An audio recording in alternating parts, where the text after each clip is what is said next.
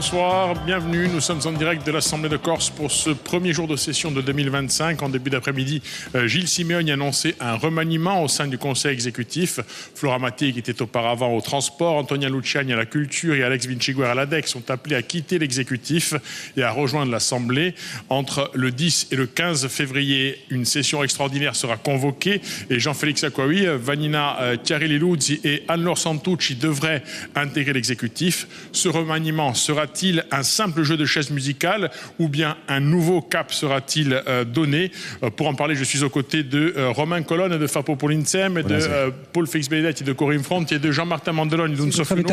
Bonsoir messieurs, merci d'avoir accepté cette invitation. Alors ce remaniement n'était pas le choix d'Antonia Luciani ni de Flora Mattei, on les écoute. Aujourd'hui, le président décide tout simplement d'apporter ce souffle nouveau et qui considère que d'autres qui viendront justement prendre ces trois places seront justement un souffle nouveau pour le Conseil exécutif de demain. C'est que c'est la bonne décision pour lui, qu'il faut qu'on la respecte tout simplement. Il y a eu beaucoup de choses qui ont été faites, vous le savez. Ça s'est vu aussi dans cet hémicycle. Les deux gros dossiers pour le maritime et l'aérien, ils ont été portés, ils ont été terminés. On a eu la validation historique de la part de la Commission européenne sur la délégation de service public maritime. Ça n'était jamais arrivé depuis 1976. Donc on arrive quand même aussi à pacifier aussi l'Office des transports qui a eu énormément de tumultes. Aujourd'hui, on arrive tout simplement au bilan de l'année 2024 à tous les contentieux qui sont réglés, qui sont gagnés par la collectivité de Corse. Je prends acte de la décision du président, mais ce n'était absolument pas une décision personnelle. J'ai travaillé de manière collaborative avec l'ensemble des acteurs culturels, de la formation et du milieu éducatif. Moi, en tout cas, j'ai travaillé avec beaucoup de plaisir et ça a été un honneur de remplir cette fonction depuis 2021. Et donc, je fais le choix, évidemment, de rester dans l'hémicycle et de continuer à travailler au sein de la majorité. Pour moi, être à l'exécutif n'a jamais été une fin en soi. Donc, voilà, je suis militante de longue date et je continuerai à l'être. Alors, on vient d'entendre, ces personnes n'étaient pas finalement motrices de ce choix, c'est Gilles Simeoni qui l'a décidé. Pourquoi ce remaniement aujourd'hui? Est-ce que c'est pas quelque part un aveu d'échec? Si on veut changer de cap et de personne, ça veut dire que ces personnes n'ont pas bien travaillé et que le cap finalement n'était pas le bon. Bonsoir. Écoutez, moi je crois que dans l'exercice tout à fait normal des responsabilités d'un gouvernement, d'une institution, il n'y a rien de choquant et d'inhabituel au bout d'un certain nombre de temps, de mois et ici d'années, de renouveler ou de repositionner un certain nombre de personnes. Donc il faut dédramatiser aussi, ça se fait dans toutes les institutions, dans tous les gouvernements, d'une part. D'autre part, nous sommes à mi-mandat, il est dans la continuité de ce qui avait été annoncé, notamment par Gilles Simeoni à travers la liste Fapo Polinsem, à mi-mandat, il est nécessaire d'écouter, de se poser, de voir ce qui n'a pas été suffisamment fait. Alors justement, Gilles Simeoni a dit qu'il y avait des réponses insuffisantes qui avaient été apportées. Vous en prenez votre part?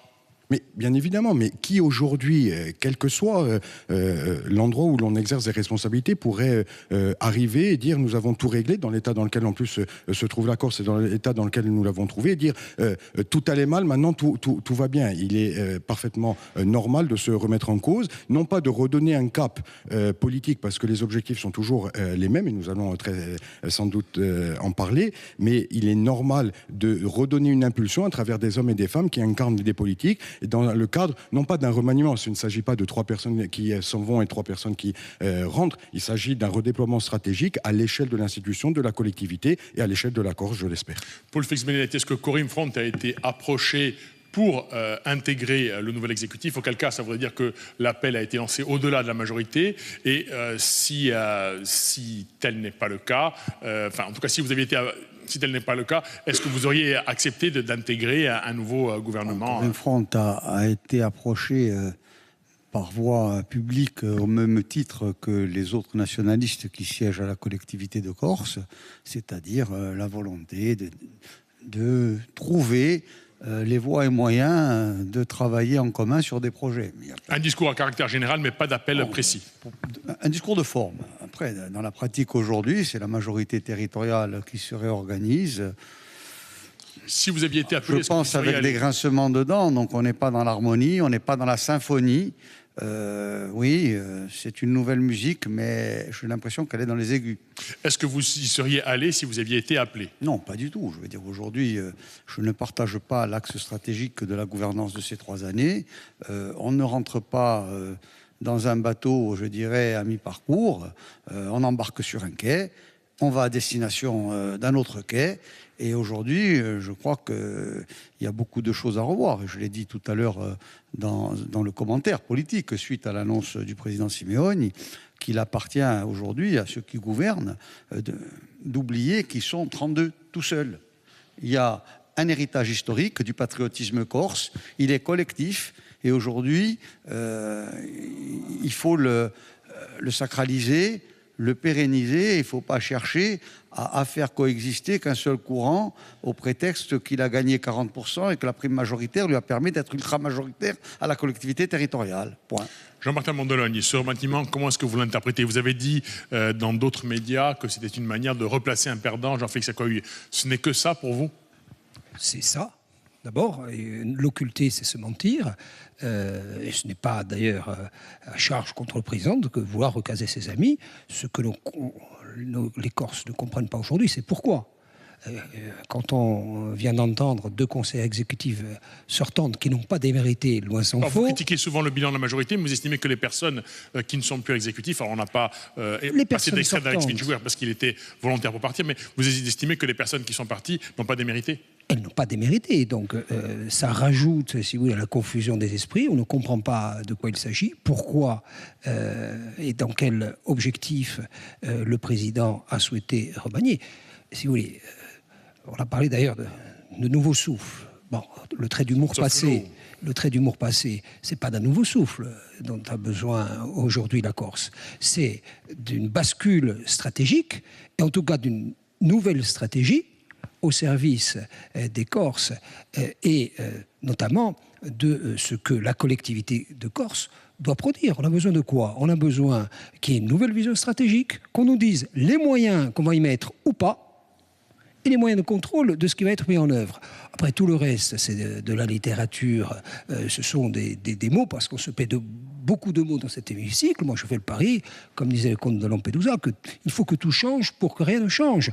Et ça ne peut pas changer. Il faut que les téléspectateurs qui nous écoutent comprennent que c'est un peu comme si, à la fois, le président Macron et le Premier ministre qu'il avait installé lors de son premier mandat était toujours là. Le président de l'exécutif, institutionnellement, il cumule les fonctions de président et de Premier ministre. Il ne change pas, et tous les autres seront placés sous son autorité, et tous les autres se conformeront à sa façon de travailler, d'envisager les fonctions qu'il exerce, à savoir que le ministère du Verbe commande tout le reste, et que dans le domaine de l'action, il y a faillite lorsque vous y ajoutez, vous y agrégez les difficultés financières qui posent aujourd'hui le décor de fond.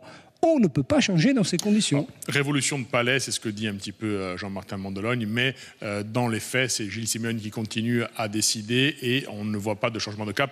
Une première réponse à cette critique. J'espère bien que c'est Gilles Simeoni qui continue de décider parce qu'il est le garant aujourd'hui des institutions et des intérêts moraux et matériels de la Corse.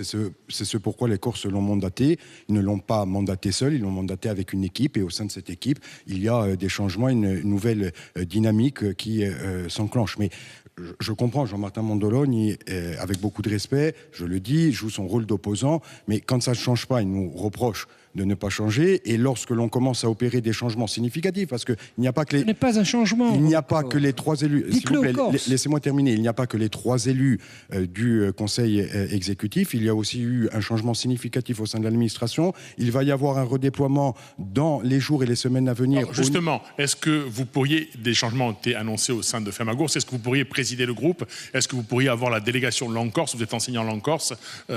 À quel type de changement peut-on s'attendre, au moins dans la forme? Moi, je ne veux pas parler à la place du président et de l'exécutif, mais j'ai entendu dans ses discours respectifs, et notamment aujourd'hui, il a dit à plusieurs reprises qu'il fallait que l'on se répartisse mieux le travail parlementaire, le travail exécutif, et que tout n'incombait pas aujourd'hui à l'exécutif. Donc, il y aura certainement dans les jours à venir, dans la répartition, dans la réflexion et dans l'appel à cette réflexion collective, un certain nombre de changements qui puissent intervenir sur divers dossiers. J'espère J'espère que le dossier Langue Corse figurera en pole position. Mais est-ce que vous pouvez nous donner un signal d'un changement profond dans la façon de travailler et sur un sujet très particulier? C'est ça que les Corses attendent.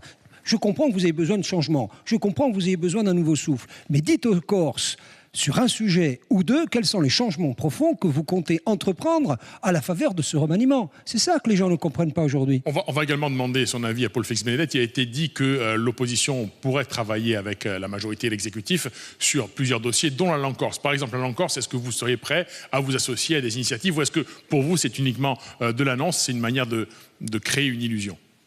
Que ce soit sur la langue corse ou sur des projets stratégiques qui sont le fonds de commerce politique historique des patriotes corses, moi je travaillerai dans une ligne correspondante qui peut être partagée par d'autres nationalistes de manière collégiale. Mais je veux dire, c'est pas un travail, c'est du militantisme et c'est de la cohérence politique. Maintenant, moi je voudrais qu'on sorte, je dirais, de la complaisance, de l'affichage, je dirais, du moment, pour qu'on fasse une introspection de 10 années qui pourront se solder, in fine, par un échec retentissant. Si les 3 années à venir restent dans la même constance. Alors, un des éléments qui pourrait faire que le bilan... Il y a besoin d'un changement radical de comportement dans la gouvernance. Aujourd'hui, il y a un recentrage autour d'une équipe qui est peut-être un peu plus politique, en faisant monter, je dirais, des personnes comme Jean-Félix, entre autres, qui sont des militants, ce qui n'était pas le cas pour son prédécesseur. Mais est-ce que ça va changer? Est-ce qu'on va avoir une autre approche? Est-ce qu'on va avoir d'autres gouvernances? Est-ce qu'on va changer de cap? Est-ce qu'on va se mettre à voir différemment? C'est-à-dire à sortir dans la logique de la gestion courante pour rentrer dans une logique stratégique qui peut être même une logique de rupture. Après, on va évoquer la réforme constitutionnelle, mais une réaction d'abord à Moi, je ne peux pas laisser, notamment Jean-Martin Mandolone et Paul Félix-Benedette, qui condamnaient les 3 années qui viennent de se passer, comme si rien ne s'était passé. Il y a eu tout un certain nombre de votes. Certains ont été rappelés dans les interviews que vous avez passées, qui sont des votes d'une importance capitale pour la Corse. Est-ce qu'il y a eu des ruptures franches par rapport à ce qui se faisait auparavant, du temps de Jacob et Rocazera, par exemple? C'était, lorsque vous étiez dans l'opposition, rien n'allait, vous alliez arriver aux affaires et ça allait changer. Est-ce qu'il y a eu des inflexions majeures? Mais bien sûr, dans tout un certain nombre de dossiers, dans la gestion des biens publics, dans la gestion des deniers publics, dans la prospective, dans tout un certain nombre de dossiers structurants en termes de transport. Ça a été dit encore précédemment par les conseillères exécutives. Moi, je voudrais quand même vous rappeler une délibération qui est peut-être la délibération la plus politique que cette Assemblée ait prise depuis sa création, qui est la délibération du 5 juillet 2023. Nous sommes arrivés, en termes de méthodologie, avec une feuille blanche à laquelle nous avons voulu associer tous les groupes. Et d'ailleurs, l'ensemble des groupes nationalistes, mis à part Joseph... Elle n'a rien produit à ce jour. La délibération que vous qualifiez d'historique n'a rien produit. Et quand vous parlez d'ouverture, il faut rappeler à ceux qui nous écoutent qu'évidemment, nous sommes conduits à voter sur un certain nombre de sujets à l'unanimité. Il n'y a plus d'ordre de discorde sur le sujet de la langue corse. Évidemment que nous allons nous entendre. Quand j'invite le président de l'exécutif à travailler ensemble depuis 4 ans, depuis 4 ans, parce que la majorité nationaliste n'est pas aux affaires depuis 3 ans. Elle est là bientôt depuis 10 ans. Depuis 4 ans, je dis, nous allons dans le mur du point de vue des finances publiques. Je prends en témoin celles et ceux qui m'écoutent dans cet hémicycle. Nous devons collectivement apporter une pierre à l'édifice pour serrer ce qui est de l'ordre de la dépense incompressible et de l'ordre de la dépense que nous avons refusé au gré des majorités. Nous avons refusé d'inscrire au budget l'amende de 90 millions d'euros. Vous avez réuni la commission des finances un jeudi soir à 20h30. Point. On va évoquer c'est un sujet fondateur. Vous ne pourrez pas avancer sans les moyens, 90 et vous le savez. Vous avez refusé de les inscrire. Nous avons refusé de les inscrire. Vous savez très bien que le mur devant lequel on se trouve est infranchissable et que si on n'aurait ou pas ensemble la question des moyens, vous pourrez avancer aussi loin que vous voulez sur le sujet des institutions. La DCT, ce sera inopérant. Tous les dossiers financiers structurants à notre rapport à l'État, vous ne nous accompagnez pas, monsieur. Organiser ce débat. Parce qu'on ne répond pas à une logique globale. Prenez toujours les. Vous avez évoqué le vote du 5 juillet. Petit bout de la lorgnette. Messieurs, vous avez évoqué le vote du 5 juillet. C'est donc relatif à la réforme des institutions. Gilles Simeone avait dit qu'il y avait une fenêtre de tir aujourd'hui. Paul Félix-Benedette, est-ce que pour vous, s'il devait y avoir une avancée significative sur ce dossier, cela embellirait le bilan de cette majorité, de cet exécutif? Est-ce que vous êtes prêt à accompagner? On imagine que oui jusqu'à présent, mais est-ce que vous estimez que c'est le bon moment aujourd'hui au vu d'une majorité très relative à l'Assemblée nationale? Il n'y a jamais de bon moment. Il y a des fois des rendez-vous avec l'histoire, il y a des fois des rendez-vous ratés. Je crois que le cycle historique de la Corse et des nationalistes, c'est des rendez-vous ratés, permanents. Aujourd'hui, on est peut-être sur un rendez-vous raté aussi pour l'évolution institutionnelle. Moi, le cap est maintenu, en tout cas, par le gouvernement. Je ne suis pas du plus grand des optimismes sur l'aboutissement du processus. Mais par contre, on doit se recentrer sur nous-mêmes. Sur qu'est-ce qu'on fait, même à moyen constant, comment on fait des économies d'échelle, comment on gère mieux le personnel, comment on met tout le monde au travail, comment on fait un projet national corse, au besoin de l'intérêt collectif de la Corse. Je veux dire, c'est des choses qui sont assez simples à planifier s'il y a une volonté collective. Aujourd'hui, c'est une multitude de petits dossiers juxtaposés, quel que soit le domaine, que l'on passe de la culture à l'aménagement du territoire, à la santé, au transport, à l'éducation. Il n'y a pas de dossier cohérent d'ensemble. Il y a une vision, point par point et bout par bout, avec une chronologie et un choix séquentiel qui est fait exclusivement par l'exécutif. Moi, je ne l'admets pas. Sur le sujet des institutions, qu'on se comprenne bien, nous, on a participé à ces débats. On n'a pas pratiqué la chaise vide. On a des sujets de désaccord. Nous, on souhaite que ce sujet aille au bout, pour des raisons parfois qui se situent aux antipodes de la majorité. Nous, on souhaite par exemple qu'il y ait un grand plan de rattrapage au niveau de la Corse et au niveau de ses besoins qualifiés d'historiques depuis une longue histoire. Simplement, ce qui est reproché aujourd'hui à la majorité, mais pas seulement depuis l'opposition que nous représentons, c'est qu'on n'a pas su gérer les deux temps, le temps institutionnel et en même temps, alors vous appelez ça le temps du quotidien, en tout cas le temps qui doit être consacré par le président exécutif aux tâches pour lesquelles le suffrage universel l'a désigné, c'est-à-dire présider un conseil exécutif à la faveur des compétences qui lui sont déjà octroyées. Or, dans le cadre de ces compétences, le rendez-vous est manqué. Alors, si on manque le rendez-vous de l'histoire et si on manque le rendez-vous des tâches qui sont dévolues au Conseil exécutif, je pense que, comme je l'ai dit tout à l'heure, le président aura vécu une histoire d'amour avec le peuple, et comme en amour, il faut toujours un perdant. Il aura gagné souvent, mais il aura perdu sur les deux sujets. Et c'est pas lui qui aura perdu, c'est la Corse, sur un tas de sujets qui ne seront pas rattrapables par l'histoire. Une question rapide, est-ce que vous êtes prêt à travailler avec l'exécutif justement sur ce qui vous tient à cœur et que vous évoquez régulièrement, à savoir les grandes infrastructures? Il a été dit que ce pourrait être une priorité des 3 années à venir. Est-ce que vous seriez prêt à travailler avec l'exécutif assez rapidement? Nous ne sommes pas des partisans de la co-construction. Le président de l'exécutif, et ça a été très bien dit par Romain Colonne, a toute légitimité pour mener l'exécutif, pour faire des propositions, et le lieu de débat, ça doit être l'Assemblée. Nous nous opposerons fermement lorsqu'il s'agira de s'opposer, mais il est bon ton de rappeler, me semble-t-il, pour dire la vérité, celle qui colle au plus près de ce que nous vivons, c'est que la plupart du temps, nous sommes d'accord. Et nous continuerons à l'être chaque fois que les débats nourriront les intérêts généraux de la Corse. Je crois qu'on a manqué un certain nombre de rendez-vous, en dehors du rendez-vous institutionnel, car il faut se dire la vérité sur ce sujet aussi. Dans la période d'instabilité que nous vivons, nous ne pouvons pas dire, comme l'a dit le président tout à l'heure, qu'il y a bon espoir que ça aboutisse. Paul Félix Benedetti, parmi, vous évoquiez tout à l'heure le projet national corse, il y a en ce moment une révision du PADUC. Est-ce qu'à ce niveau-là, vous estimez que vous êtes en phase avec l'exécutif et la majorité, ou est-ce qu'il faut, là aussi, qu'il y ait des inflexions très fortes dans le sens, on va dire, de ce que souhaitent les nationalistes en général?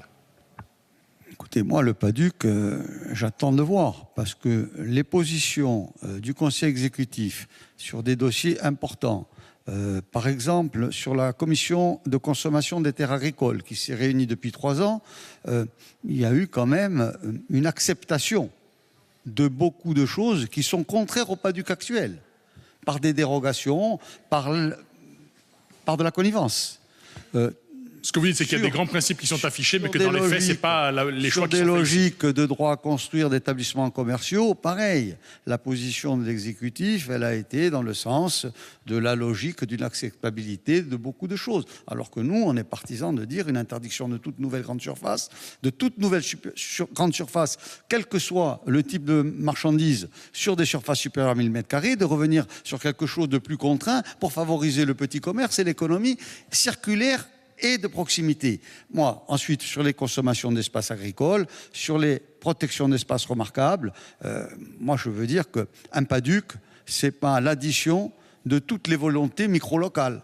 C'est un projet collectif global avec une ligne conductrice qui est la préservation des intérêts de la Corse, moraux, matériels, terrestres et culturels, mais dans l'objectif du développement. Ce n'est pas qu'un plan qui est constitué de cartes avec des terres agricoles, des zones à construire et autres, c'est un vrai plan de développement. Or, le mot développement dans le PADUC, il est un peu oublié. Et moi, j'estime que le chantier à faire, c'est quel choix pour demain? On va produire quoi? Pour qui? Comment? Quand? Qui? Et tout ça, je veux dire, j'ai pas vu les traceurs. On va bientôt conclure. Romain Colonne, si on résume un petit peu, c'est qu'il y a des grandes phrases qui sont prononcées par l'exécutif, par l'Assemblée, mais que dans les faits, ce ne sont pas les décisions qui sont prises. Qu'est-ce que vous pouvez répondre à ça? Dans les faits, sur les fameux problèmes dits du quotidien, je voudrais quand même rappeler un certain nombre de choses qui se sont passées ces derniers mois que l'on va mettre en perspective. La préservation du principe de service public dans l'aérien et dans le maritime, c'est pas rien. Le maintien du périmètre de ce service-là et de la qualité, le maintien des aéroports et des ports, le refus d'inscrire encore une fois l'amende liée à la Corsica Ferries de 90 millions d'euros et on a eu raison par la suite. Le dossier doré, ça, on passe d'une logique capitalistique à une logique plus coopérative industrielle au service exclusif de la Corse. Le déploiement de la fibre, la politique de l'eau menée par Gilles Giovannangeli, la PPE qui nous permet d'aboutir sur la centrale renouvelée du Ricanto. Attendu depuis quand même une quarantaine d'années, il faut bien le dire. Oui, mais c'est pas de notre faute. Hein. Le CHU, et je salue bien évidemment le projet qui a été porté à l'Assemblée nationale par Paul-André Colomban, mais c'est un travail considérable ici qui a été mené à l'Assemblée de Corse, pas que par nous, mais par nous qui l'avons piloté. L'achat de feu où on a redistribué, reconfiguré un certain nombre de paramètres dans le milieu touristique. Je veux dire, je ne peux pas venir sur ce plateau et laisser dire que dans les problèmes du quotidien, nous n'avons rien fait. Ça ne représente pas des marqueurs. Sortez dans la rue, Romain Colonne, et demandez aux concitoyens que vous croisez quels sont les marqueurs de la mandature, des mandatures nationalistes. Je ne suis pas persuadé qu'ils vous parlent de PPE, je ne suis pas persuadé qu'ils vous parlent d'énergie, je ne suis pas persuadé qu'ils vous parlent de ces sujets qui sont le minimum d'une majorité quelle qu'elle soit, qui soient des sujets marqueurs d'une majorité nationaliste. Je veux rappeler les conditions dans lesquelles vous êtes arrivé. Donc, ça ne s'était jamais produit dans l'histoire politique de cette Assemblée. S'il nous reste une quarantaine de secondes, on va laisser répondre. Ça n'est jamais arrivé dans l'histoire politique de l'Assemblée. Vous êtes dépositaire d'une majorité absolue. Jamais trouvé.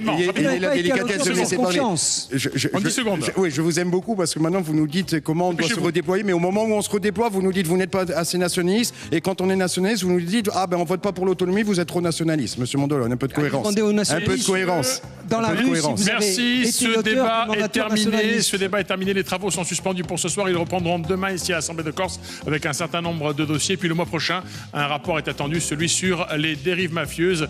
Messieurs, merci d'avoir participé à ce débat animé. Buonasera.